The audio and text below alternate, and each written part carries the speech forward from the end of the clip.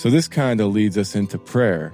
I could misrepresent the data to get more views, but it's honest to say that rigorous trials don't show any direct effect of prayer on the physical healing of others beyond factors like the placebo effect. People have been doing studies on prayer since the late 1800s, and in our modern days, they're spending millions of dollars each year on different prayer studies. There's so many different studies on prayer. One of the biggest studies was the STEP project. It was published in the American Heart Journal in 2006. They separated people into 3 different groups.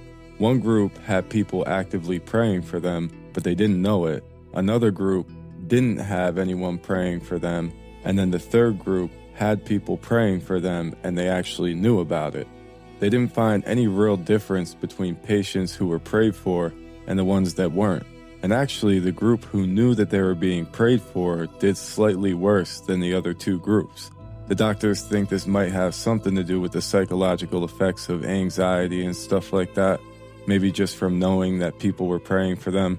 There's been other studies done similar to this that pretty much show the same results. What's also interesting is that other studies do show some subtle effects, but they're probably more in the placebo way, or maybe just in the mindfulness way. A 2015 study showed that intercessory prayer for someone that you love could improve a relationship, and it showed improvements in the praying person's heart.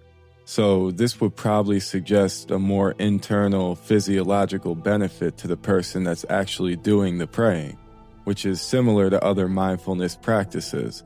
And then these effects can spread to the people around you, so there can be positive effects from prayer. And of course, it's hard to really control for these experiments, and there's a lot of complications there.